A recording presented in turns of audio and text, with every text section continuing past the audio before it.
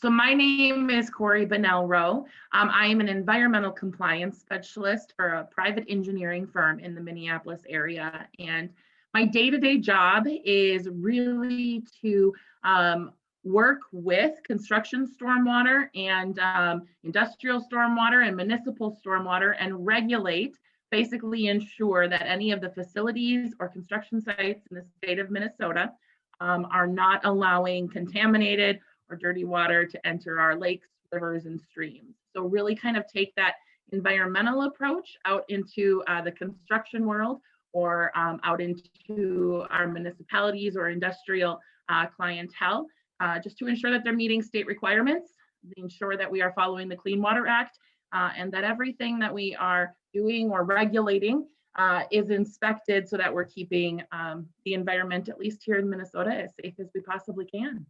So outside of work, although there's not a lot of it right now, I really enjoy watching athletic events. I am a giant Green Bay Packers fan. I enjoy cheering on the Minnesota Gophers, and my husband and I find that to be a fun pastime, at least back when we could attend all of the football, the basketball games. So sports are a big part of our lives. Outside of that, I love interior decorating and event planning. So I find every reason to throw a party and create celebrations and just really enjoy having that as a hobby. I have a lot of littles. We have a lot of littles in our lives, whether they're nieces or nephews or family friends. And I just think every small situation needs to be celebrated in a big way. So that takes up a lot of my time. Outside of that, I really just like anything HGTV or DIY related. We purchased a 1961 Rambler and have enjoyed trying to bring that back to life. So those are my hobbies outside of work. So when I was completing high school, I was a speech geek, youth in government participant, debate, really everything that said or set me up to go to school to do something like teaching or political science, anything like that. I am a fourth generation Concordia Cobber. So I went to Concordia College in Moorhead, Minnesota. I did have a choice in where I went, although my parents were pretty set on me going there. But I ultimately chose Concordia. It was a liberal arts or is a liberal arts college. And I really knew that I needed something that challenged how and what I thought. And so I went into college to pursue political science and take that straight and narrow path right from political science to law school. And I got about to my junior year and just realized I love politics and I love the whole public policy way of life, but something was kind of missing, right? And so I decided to seek out the other passions that I had in life and see what direction or opportunities that I had with that. And interior decorating was one of those. So I thought, of course, let's go sophomore, June, and beginning of junior year and see how I can incorporate that. But I ended up getting my PhD in environmental law and policy. So that's my expertise in NEPA.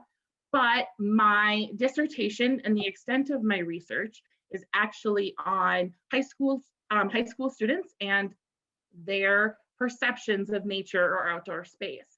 So my dissertation and all of the journal articles I've written since then take high school students from different demographics and address different environmental topics, concepts of recycling, outdoor space, food production, that kind of stuff, and really see how knowledge of high schoolers differs depending on the demographics in which you grow up. From that point, I finished that and was fully en route to go into a teaching degree of some sort or see how I could expand upon that. And I wound up looking for a job that allowed me to still do a little bit of that education component in my free time. So during graduate school, I sat on the board of directors for an organization called River Keepers, which really emphasized sustainability of the Red River in the Fargo-Moorhead area. And got involved in a lot of different organizations, right? It took me out of my comfort zone and really pushed me out into the environmental field and looking at that from more than just a policy standpoint, which then got me really interested in basically how we all exist within the environment, right? The environment was here long before us, so how we exist in that. And somehow that wound me up at a civil engineering firm that also does land development and GIS and pipeline and energy. We're just pulling all of these different groups of people together, but still allows me to have my passion for the environment, getting out into it as often as possible, and then allows me to do the policy side. So I really found the best of both worlds in that. Nothing that I intended to go to school for. So in high school, if you would have said, you're going to be an environmental compliance specialist, I would have said, what? Or nope, I'm going to be an attorney, or I'm going to go and do interior design or something like that. So I don't make sense. But the beautiful thing is I have found a job that allows me to be both right brain and left brain a little bit and feed both of those passions. So a day in the life of a typical environmental compliance specialist. Each week we run inspections throughout the entire state. That can a lot of times be in the metro area, but really we kind of go to all corners to inspect on a weekly basis or within 24 hours of a rain event, transportation projects, housing developments, infrastructure going up within the cities, different things to ensure that anything coming from their site is not impacting any of our environmental sensitive areas in a negative way. And so as a compliance specialist, we have a unique opportunity to work with civil engineers, water resource engineers, transportation specialists, construction inspectors. You kind of get to see everything and everyone. And so it's a unique position that allows you to do that. So for COVID-19 specifically, not really so much the research behind it, but the question that we've been tasked to do, right, is how do we make, or how did we still do, make COVID-19 testing accessible to everybody, right? How do we break down those barriers that typically stand in the way? How do we break down the barriers of people that have language barriers, people that have income barriers, lack of insurance, people that live 45 minutes from their nearest hospital? And so part of my day-to-day job is working with our state emergency operations center, which is made up of people redeployed from different agencies throughout the state. And we are working to plan these events. So when we put up a community testing site, my specific job in that is to really be the project manager. So I work with our incident commander, and I make sure that we have planning meetings from the get-go. I'd like to say they're well advanced planning meetings, but often these are popping up on a pretty rapid fire pace. So we are pushing out planning meetings that engage our local public health, any major organizations in the area, and our city partners, right? So we're working with our cities and our counties and our communities to pop up these events and engage with them. We don't want to just come in and say, this is how it's going to be.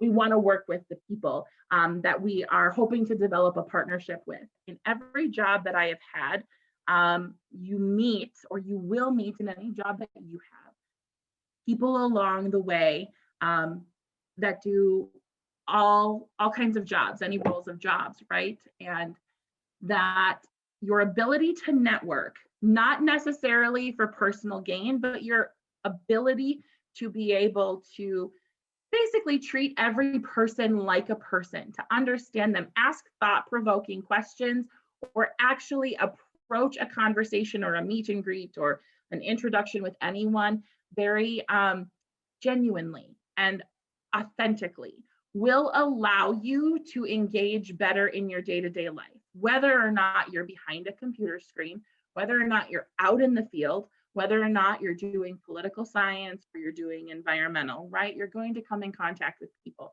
and these people have power. Follow your passions. Your goals and how you map it out is never going to perfectly align, right? There's going to be a fork in the road somewhere. And whether that is going through college and you get a C on a test, or you don't do well in a class that you thought that you were going to be all about, and this is going to define your entire career, it's not. So it really comes down to your ability to adapt, your ability to realize that if what you're working for is something that is challenging and thought-provoking, but really ignites a passion in you, there's really nothing that can deter you from that.